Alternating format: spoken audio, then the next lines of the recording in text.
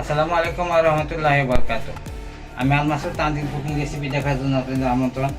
বন্ধুরা, আমার আজকের রেসিপি দারুণ মজার, খুব সহজ একটা চাইনিজ বিফ অনিয়ন। তার জন্য আমি গরুর মাংস এরকম পাতলা করে কেটে নিয়েছি।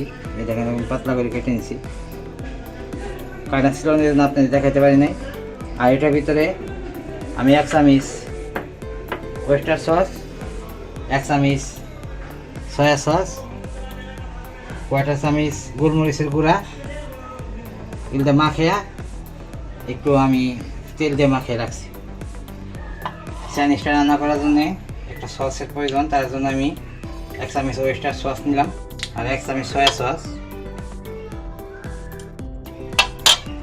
আর পরিমাণ মতো প্রায় হাফ কাপ পরিমাণ পানি আর 2 চামচ কর্নফ্লাওয়ার দিব।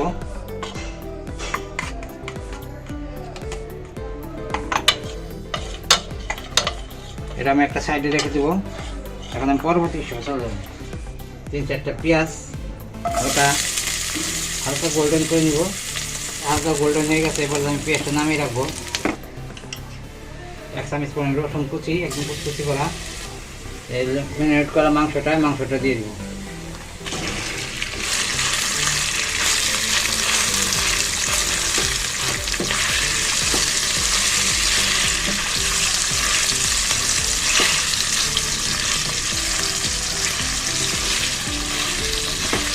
আমি হাফ কাপ পানি দিয়ে মাংসটা রান্না করে নেবো হালকা।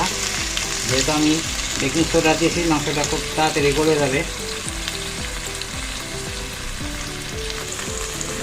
ঢেকে দিব।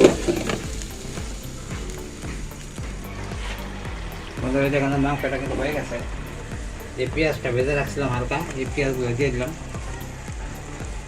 আমি সসটা বানিয়ে রাখছিলাম, সসটা দিয়ে দিলাম।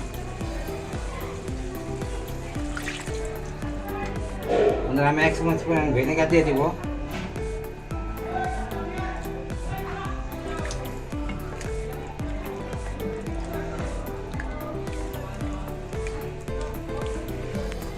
আর দেখার জন্য আমি কিছু গাজর কুচি দিয়ে দিলাম।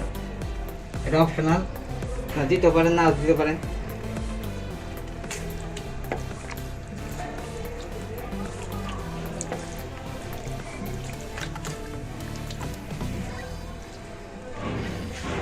চাইনিজ বিফ অনিয়ন আমি এটাকে নামিয়ে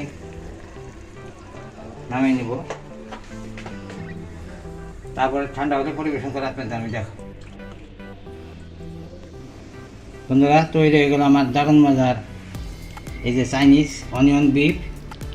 দেখেন কত সুন্দর হয়েছে এবং 5-10 মিনিটের ভিতরে দেখেন কীরকম গলে গেছে বিফটা।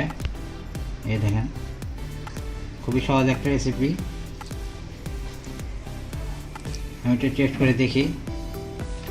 বিসমিল্লাহ, মাশাআল্লাহ, একদম পারফেক্ট রেসিপি। আশা করি সবাই ট্রাই করবেন। ফ্রাইড রাইস, পরোটা, সাদা ভাত, পোলাও, যে কোনো কিছুর সঙ্গে আপনি এটা খাইতে পারবেন। খুবই টেস্টি। সবাই ভালো থাকুন। সকলের জন্য শুভকামনা। খোদা হাফেজ।